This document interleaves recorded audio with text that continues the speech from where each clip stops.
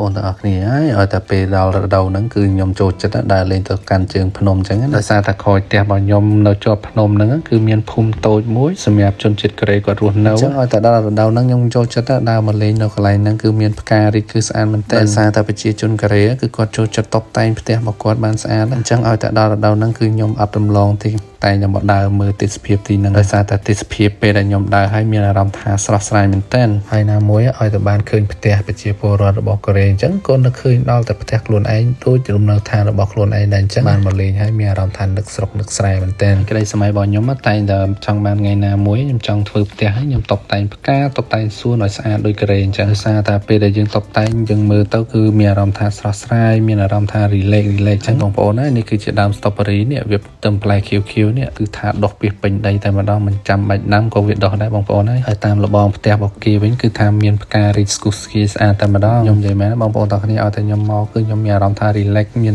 អារម្មណ៍ថាស្រស់ស្រាយខ្លាំងហ្មងសំខាន់អាកាសធាតុនៅរដូវណាគឺថាมันក្តៅมันត្រជាក់គឺថា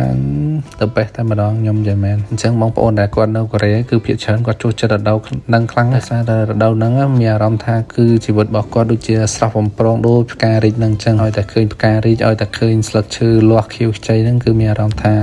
បាត់អស់ទុកកង្វល់តែម្ដងអញ្ចឹងខ្ញុំគឺអត់ចូលចិត្តនៅក្នុងបន្ទប់ទេខ្ញុំចូលចិត្តដើរតាមសួនដើរតាមផ្ទះតាមភូមិអ្នកស្រុកដែលគាត់រស់នៅកូរ៉េអញ្ចឹងពេលដែលយើងបានមើលផ្កាមើលផ្ទះអ្នកភូមិដែលគាត់រស់នៅទី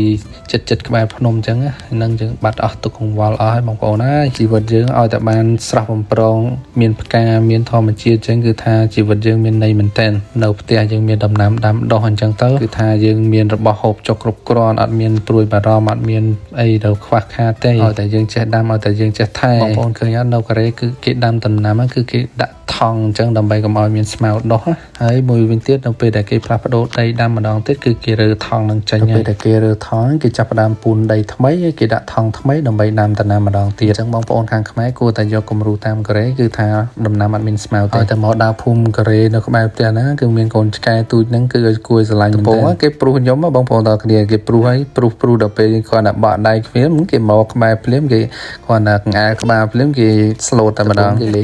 ងរឹកលេងអីចឹងណាគេធ្វើខ្មើប៉ុន្តែដល់ពេលបានអាក្បាលមានអីសង្ងំឆ្កឹះហើយដល់ពេលដែលខ្ញុំបក់ដៃម្ដងទៀតមានអីគេដើរមកវិញប៉ុន្តែគេដើរមកវិញលក្ខណៈគេលេងគេរៀងលេងចរិតបន្តិចចឹងណាទៅតែព្រុសយើងហើយអីចឹងគេរៀងអៀនខ្លួនណាតែមានអីគេលេងចរិតតិចមែនប៉ុន្តែគេដើរចូលមករកយើងដែរតែមានអីបានយើងអែតិចតួចគេនៅស្ងៀមតែម្ដងកូនឆ្កែឲ្យតែយើងអែក្បាលនិយាយពីនៅសង្ងំស្ងៀមតែម្ដងសារតែឆ្កែនៅពេលដែលយើងអែក្បាលគឺឆ្កែវាមានអារម្មណ៍ថាកក់ក្ដៅមានអារម្មណ៍ថា